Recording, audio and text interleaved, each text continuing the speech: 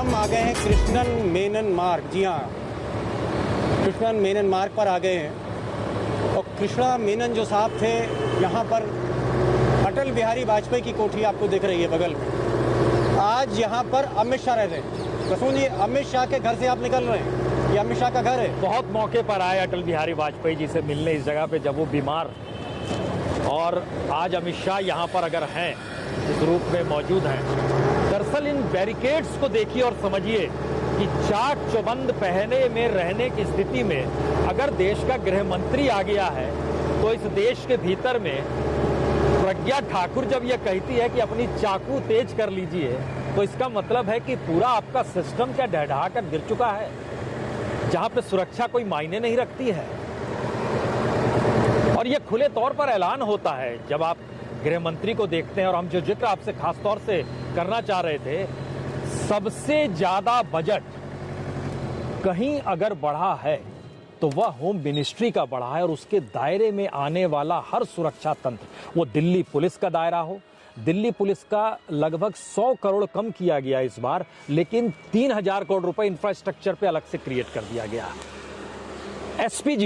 SPG तो बनाई ही इसलिए गई थी कि सबको पता था कि इंदिरा गांधी की हत्या हुई, राजीव गांधी ने उस काल में एसपीजी को क्रिएट किया और सुरक्षा, लेकिन पूरे गांधी परिवार को अब एसपीजी नहीं दी जाती है।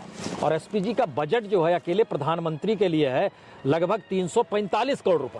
लेकिन आपने देखा अमित शाह का ये जो वैभव कि प्रधानमंत्री के बाद अगर कोई घर है जहां सिक्योरिटी है, बैरिकेड्स हैं, एक किले के तौर पे जैसे किला होता है उसमें अमित शाह रह रहे हैं।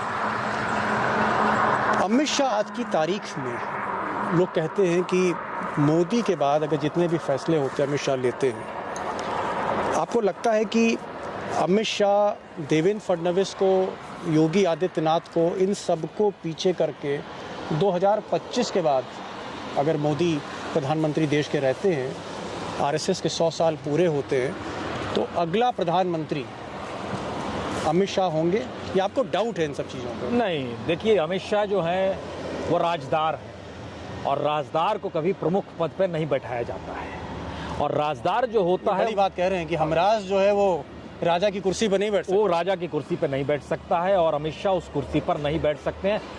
वह तो हमें याद है पिछले चुनाव के वक्त में गुजरात के मुख्यमंत्री बनना चाहते थे, गुजरात के मुख्यमंत्री तक उनको नहीं बनने दिया गया। तो आप प्रधानमंत्री का जिक्र कर रहे हैं, और अगर आपको योगी आदित्यनाथ नजर कहीं आ रहे हैं या देवेंद्र फडणवीस नजर आ रहे हैं, तो इस दौर में आप प्रधानमंत्री मोदी की हर चाल को जरा पढ़ने की कोशिश कीजिए। वो चौंकाते हैं, उसमें ना योगी फिट बैठेंगे ना अमित शाह फिट बैठेंगे।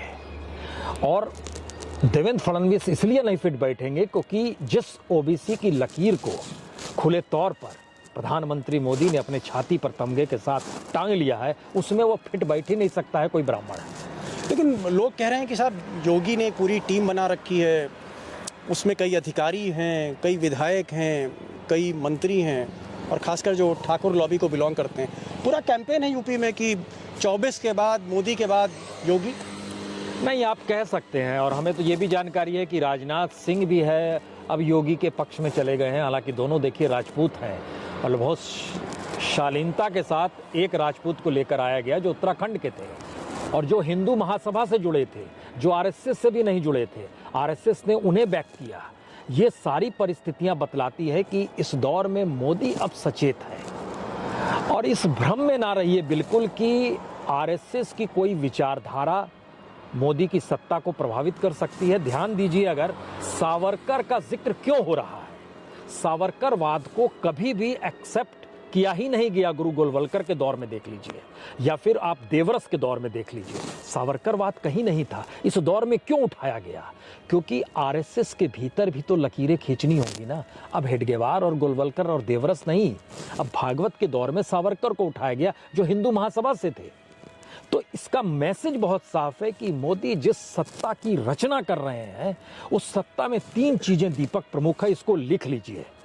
पहला, कॉरपोरेट की पूंजी चाहिए, उसके बगैर चीजें नहीं चलेंगी और वो मोनोपोली होनी चाहिए।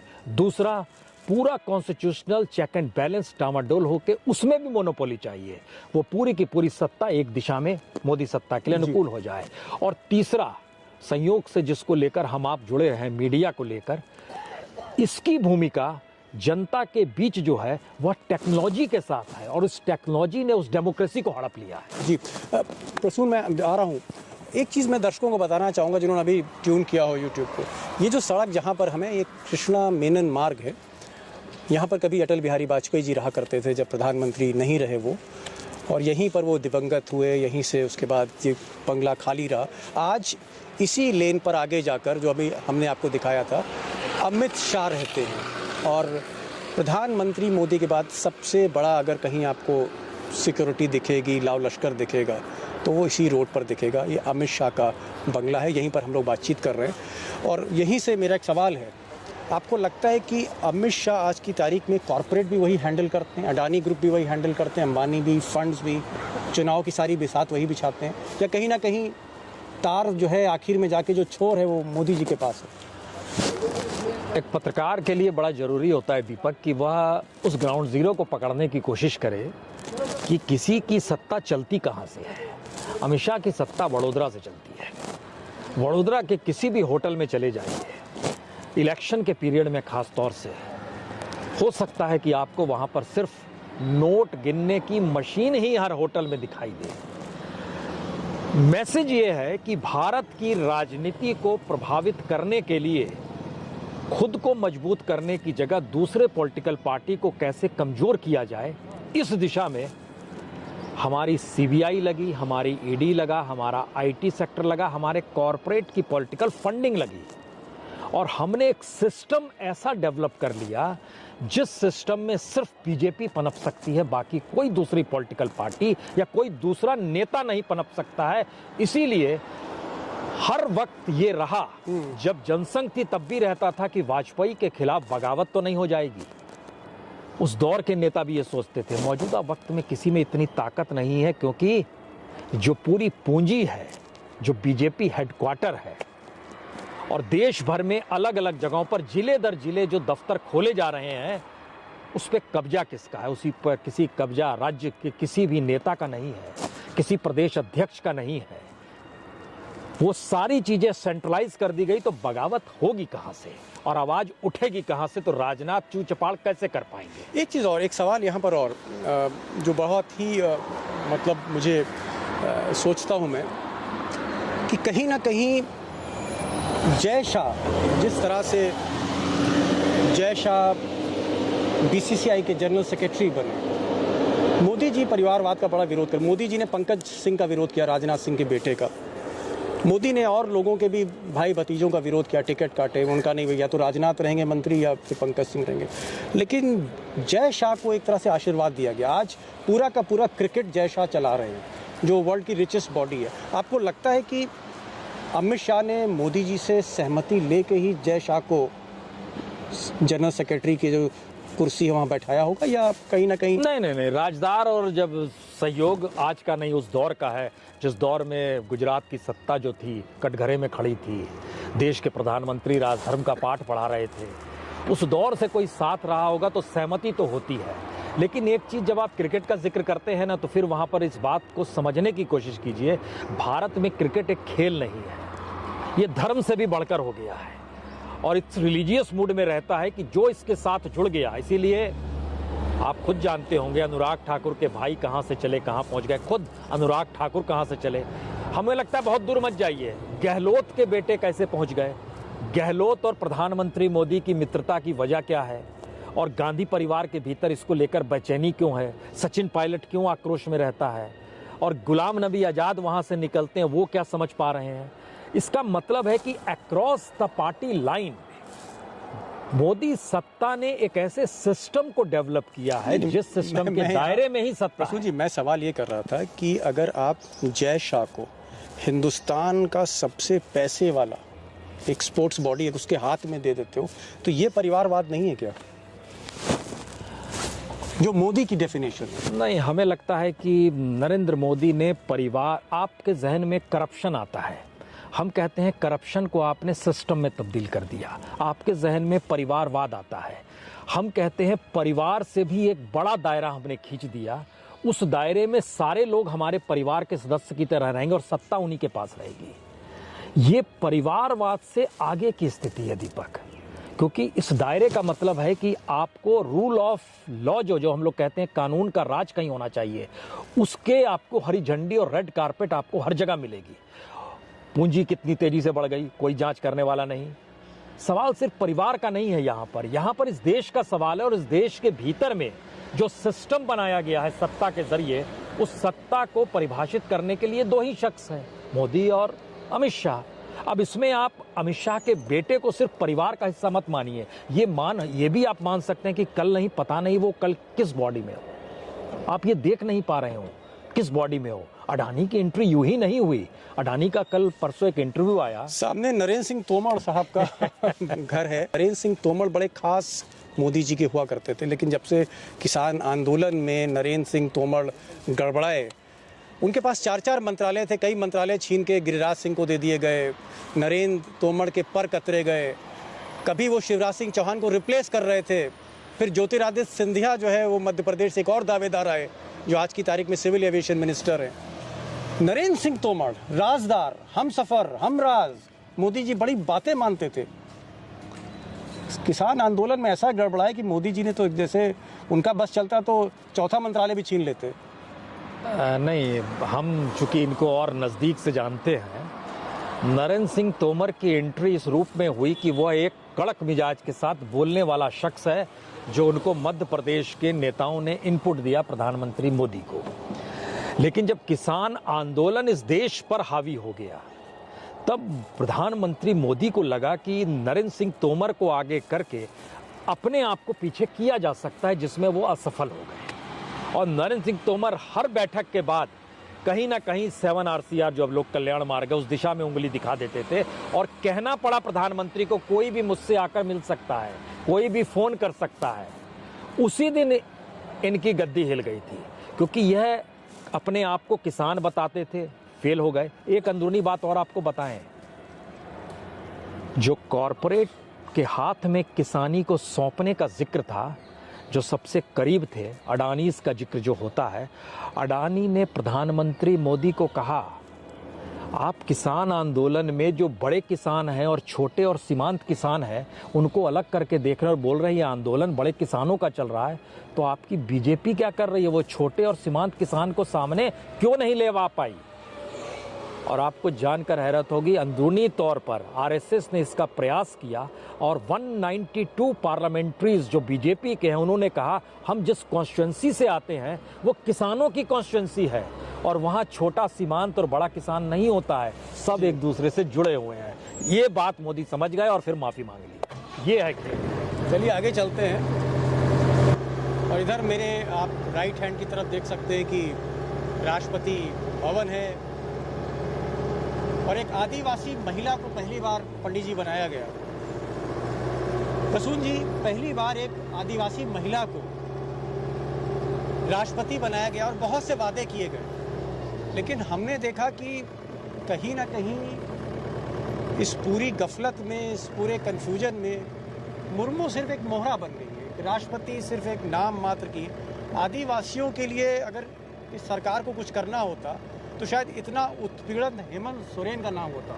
जिस तरह से हेमंत सोरेन को ब्लैकमेल की सरकार कर रही है कि आप हमारे साथ आ जाओ, बाबूलाल मरांडी को मदद कर दो, कुछ दिनों के लिए हेमंत सोरेन को हम मुख्यमंत्री बना देते हैं, उसके बाद बाबूलाल मरांडी को बना देते हैं। जब हेमंत सोरेन नहीं माने तो आपने देखा कि किस तरह से इलेक्शन कमीशन ने भी उनकी घेराबंदी करी, उनके निजी सचिव को भी पकड़ लिया, उन पर ईडी और सीबीआई दुनिया भर की जांच एजेंसियां छोड़ दी गई। तो जो आदिवासी मॉडल की बात हो रही थी, हकीकत में जमीन पे तो उल्टा हो रहा है। मुर्मू सिर्फ एक प्रतीक कह सकते हैं। नहीं, प्रतीकों को तो चुनना, इन्होंने रामनाथ कोविंद को भी चुना था और प्रतीक असल में चुना गया था जब प्रणब मुखर्जी को इन्होंने राष्ट्रपति बनाया था। वो तो सत्ता से निकले हुए शख्स थे, वह तो गांधी परिवार के बेहद नज़दीक के शख्स थे। भारत रत्न दे दिया उनको, भारत रत्न दे दिया और उस दौर में राष्ट्रपति बना के उनको भी प्यादे में तब्दील कर दिया। तो आदिवासी तो यूं भी भारत में हाशिए पर रहा है, तो उसमें मुर्मू का आना। और सोचिए एक चीज़ और बताएं आपको, मुर्मू जो हैं राष्ट्रपति मौजूदा वक्त में, जब पत्थलगड़ी हुआ था जहाँ पर आदिवासियों ने कॉन्स्टिट्यूशन के आर्टिकल 5 का जिक्र किया और कहा कि आदिवासियों के अधिकार जब सरकार नहीं दे पाएगी तो हमारी गवर्नेंस होगी। उस वक्त पत्थलगड़ी आंदोलन को शांत कराने और राज्यपाल का दरवाज़ा खोल दिया उन्होंने कि जिसे आना है बातचीत करे। और मेरे ख्याल से जो घुटन राष्ट्रपति भवन के भीतर की होगी अब महसूस कर रही होंगी, ये हो सकता है जिसका जिक्र आप हेमंत सोरेन और झारखंड के जरिए कर रहे हैं। लेकिन सबसे बड़ी परिस्थिति को देखिए, मैक्सिमम आदिवासी झारखंड में है, छत्तीसगढ़ में है, और इस देश के भीतर में जो आदिवासी बहुल इलाकों में जो कैंडिडेट्स चुने जाते हैं वो कैंडिडेट्स ऐसे होते हैं जो कि संपन्न हो उस इलाके के आर्थिक क्षेत्र के हिसाब से। बीजेपी ने उन्हें उठाया है इस दौर में, तो मतलब बहुत साफ है, जिनकी जरा भी जमीन होगी उसको या तो किसी पद पर बैठाकर ऐसा भी हो सकता है कि मुर्मू जो हैं उनको एक जो ओडिशा में जो चुनाव होंगे वहाँ पर मुर्मू के चेहरे को रखा जाएगा सामने, और धर्मेंद्र प्रधान होंगे वहाँ पर। बीजेपी कोशिश करेगी कि इस बार बीजू पटनायक से ताज छीना जाए। तो मुर्मू आपको एक प्रतीक लगते हैं राजनीतिक चौसर पे मोहरों को, प्यादों को और आगे बढ़ाना? नहीं, ये एक संदेश है बस, क्योंकि इनका जो चुनावी जीतने का जो तंत्र है ना मोदी का, उसमें ये सारी चीज़ें देखिए रामनाथ कोविंद के समय ही समझ में आ गया था। इनको जब चुनाव जीतना है तो वो कैसे जीतना है, वो कौन सा गिमिक है, उसमें ये सारी चीज़ें शॉक ऑब्जर्वर का काम करती है कि हम डिस्कशन कर लें। देखिए आदिवासी बहुल इलाके के लिए मुर्मू को ले आए थे, ओबीसी के लिए इसको ले आए थे, फलां जाति को इन्होंने उठा लिया। ये चुनाव जीतने का तंत्र अगर होता तो फिर दूसरी पॉलिटिकल पार्टी खत्म क्यों हो रही होती। अखिलेश यादव की जो स्थिति हो गई, मायावती की जो स्थिति हो गई, आरजेडी की जो स्थिति आ गई थी, नीतीश की स्थिति आ गई, चंद्रशेखर राव जिस परिस्थिति से गुजर रहे हैं, ये सब मैसेज है क्या? मैसेज है कि चुनाव जीतना एक अलग तंत्र है, वो हमने डेवलप कर लिया है। और पारंपरिक राजनीति जो खोजती थी, जिसमें आप सोशल इंजीनियरिंग खोजें और ओबीसी खोजने लगे, उसमें ट्राइबल्स खोजें, दलित खोजें, इनको हम एक फेस के लिए रख लेंगे सामने दिखाने के लिए। जनता सोचेगी अच्छा इन्हीं की वजह से वोट मिला है।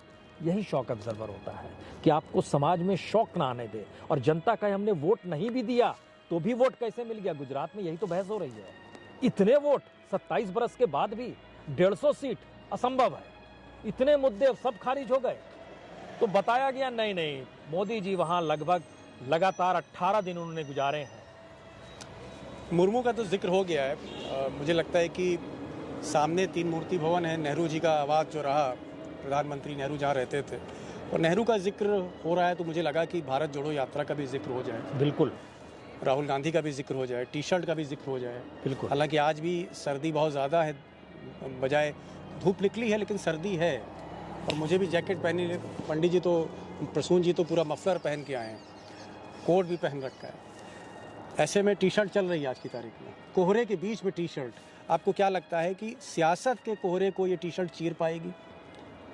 क्या आपको लगता है कि राहुल गांधी कहीं ना कहीं जो उनकी टैली है 50-55 की, यहाँ से आपको 100-150 पर कांग्रेस को ले जाते दिखेंगे? क्योंकि कांग्रेस अगर 150 पे जाती है तो मुझे नहीं लगता है कि फिर बीजेपी या मोदी उस स्थिति में होंगे जहाँ एक कंफर्टेबल गवर्नमेंट बना सके। देखिए राहुल गांधी और कांग्रेस, हमको लगता है दोनों को अलग अलग देखना सीखना होगा। राहुल गांधी वो कांग्रेस नहीं है जो इंदिरा और राजीव की कांग्रेस थी, या फिर मौजूदा वक्त में जो आप कतार देखते हैं, किसी का भी नाम ले लीजिए, दिग्विजय सिंह का नाम ले लीजिए, खड़गे का नाम ले लीजिए, कमलनाथ का नाम ले लीजिए, गहलोत का नाम ले लीजिए, ये वो जो कांग्रेस है, राहुल गांधी इससे हट कर है। राहुल गांधी ट्रेंड करना चाह रहे हैं उस जनता को जिस जनता के राजनीतिकरण से सत्ता पलटी जा सके। कांग्रेस के जरिए सत्ता नहीं मिलेगी मेरे ख्याल से, उसे वो बाखूबी जान गए हैं। और इसीलिए उनके भीतर कांग्रेसियों को लेकर भी आक्रोश रहता है कि जिसे छोड़ना है छोड़ दे। क्यों कहते हैं? वो जानते हैं करप्ट कांग्रेसियों में भी है, जानते हैं अहंकार कांग्रेसियों में भी आया, उनको पता है। इसीलिए जब वो शख्स जमीन पर उतरा है या कहीं पैदल जब चल रहा है, सत्ता बर्दाश्त नहीं कर पा रही है कि जनता के बीच एक ऐसे परिवार का शख्स है जो इससे पहले परिवार को देखने भर के लिए भीड़ लग जाती थी, वो जनता के बीच चला गया है। पहला ट्रांसफॉर्मेशन इस देश के भीतर में कांग्रेस नहीं राहुल गांधी कर रहे हैं। कांग्रेस ही अगर ट्रांसफॉर्मेशन कर रहे होते तो आपको वो कतार की नजर नहीं आती जो करप्ट है, जो दलाल है, जो पैसे पर चलती रही है। वैसे लोग राज्यों के प्रभारी हैं, सत्ता फिट करते हैं, गोटी फिट करते हैं। दिन में कांग्रेस के दफ्तर, रात होते होते सत्ता के दरवाजे पर रहते हैं, ये फैक्ट है। लेकिन भारत की राजनीति एक झटके में नहीं बदल सकती है। शायद राहुल गांधी अब समझ गए हैं, इसीलिए वो चाहते हैं कि एक कैडर खड़ा हो। 120 लोग जो पैदल चल रहे हैं, उसमें से 75 लोगों को हम जानते हैं जिनकी उम्र जो है इस लिहाज से है कि वो आने वाले वक्त में 2029 से पहले नहीं, 2029 में वो कैडर लीडरशिप की भूमिका में आ सकता है। अभी नहीं, अभी बहुत जल्दबाजी होगी कहने की। तो क्या ये कांग्रेसी छट जाएंगे? यकीनी तौर पे छट जाएंगे। तो राहुल गांधी और कांग्रेस को अभी भी हमको लगता है एक साथ करने की स्थिति आई नहीं है। कांग्रेस अभी भी उसी स्थिति में है। आप कह रहे हैं 100 सीट पर आ जाएगी। कांग्रेस की जो हालत है, अगर यही हालत रही राजनीतिक तौर पर, तो पता नहीं 50 सीट भी ला पाए कि नहीं ला पाए। हम ये भी बता रहे हैं आपको, क्योंकि ना तो आप उस तंत्र से लड़ रहे हैं, अटैक कर नहीं पा रहे हैं। गहलोत एक समझौता अडानी से करते हैं तो राहुल गांधी अडानी के पक्ष में खड़े हो जाते हैं। दिल्ली आके उनको फीलिंग आती है यहाँ सावरकर का नाम नहीं लेना है तो अडानी का नाम ले ले। आप कंट्रडिक्शंस देखिए। एक चीज़ और मैं यहाँ प्रसून जी बोलूँगा। अभी मैं आंकड़े देख रहा था इकोनॉमिक टाइम्स के, और बड़े ज़बरदस्त आंकड़े हैं 1962 से लेकर 2014 तक। और ये जो आंकड़े हैं वो बताते हैं, साबित करते हैं, चुनाव के बाद के आंकड़े हैं कि ब्राह्मण 50% कांग्रेस से निकल गया। गैर ब्राह्मण सवर्ण यानी जो ठाकुर हैं, क्षत्रिय हैं, कायस्थ हैं, उसके अलावा बनिया हैं, वैश्य हैं, आप इसमें त्यागी भी गिन लीजिए, भूमिहार भी ले लीजिए, और कुछ जाट और गुजर जैसे भी पावरफुल कास्ट, हालांकि ओबीसी के, ये जो अपर कास्ट हैं, जो बड़ी जातियां हैं, ये 45% निकल गई। और ज़्यादातर अगर हम इसको एसेस करें तो जो शहरी हिंदू मेजॉरिटी वोटर है वो तकरीबन 45% कांग्रेस से निकल गया है 2009 से 2014 के बीच में। ऐसी स्थिति में अगर वरुण गांधी आते हैं, उनके लिए अगर राहुल गांधी दरवाज़ा खोलते हैं, तो क्या थोड़ी बहुत वरुण गांधी जैसे लोग या कुछ थोड़े से इस तरह के उस बिरादरी के कुछ नेता अगर आएँ तो क्या बेहतर हो सकता है कांग्रेस के लिए? क्योंकि कहीं ना कहीं एक बहुत बड़ा वोट का आप कह सकते हैं कि लॉस है कांग्रेस को। नहीं, ये आप ठीक कह रहे हैं कि जितनी बड़ी तादाद में कांग्रेस के वोट बैंक को पहले क्षत्रपों ने छीना मंडल कमंडल के बाद, और उसके बाद अब बीजेपी अपने साथ लेकर चली गई है, उसकी वजह दीपक हमको लगता है थोड़ा सा इसके आर्थिक पक्ष को समझना होगा। गरीबी और बीपीएल दोनों बड़ी तादाद में इस दौर में बढ़े हैं, और जिसके पास सत्ता नहीं होगी या सत्ता में उसके आने की उम्मीद नहीं होगी, उसके साथ भारत का वोटर खड़ा हो पाने की स्थिति में इसलिए नहीं आ पा रहा है क्योंकि वो हैंड टू माउथ है। कहीं रोजगार नहीं है, कहीं कोई पैसे की उगाही बने पैसा कमाने की परिस्थिति नहीं आ रही है। पीएफ से पैसा मैक्सिमम लोगों ने इस दौर में निकाल लिया, जो प्रोविडेंट फंड का पैसा था। तो जिंदगी जीने का जो संघर्ष है वो बढ़ गया, और सारी सुविधाएं उस सत्ता में सिमट गई जो सत्ता ने अपनी मोनोपोली हर जगह बना ली। तो वो वोट का जो शिफ्ट है वो दरअसल आर्थिक पक्ष से ज़्यादा जुड़ा हुआ है, राजनीतिक तौर पर नहीं जुड़ा हुआ है।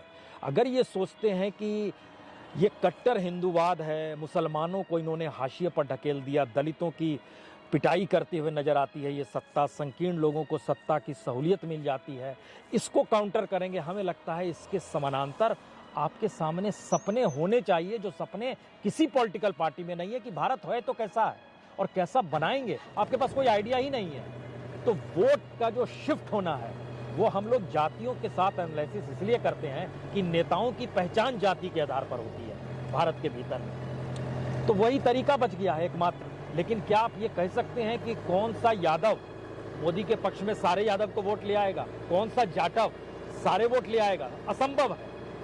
मायावती भी आ जाए तो भी नहीं चीजें उस रूप में डेवलप होंगी। तो यह एक नए तरीके की पॉलिटिक्स ने 2014 के बाद डेवलप किया, और मोदी उसमें एक हुनरमंद खिलाड़ी के तौर पर उभर कर आए हैं, जिसके राजदार शाह हैं और सारा इंस्टीट्यूशन उनके पास है, सारा पैसा उनके पास है, तो उसको वो ड्राइव करने में घबराते और कतराते नहीं हैं।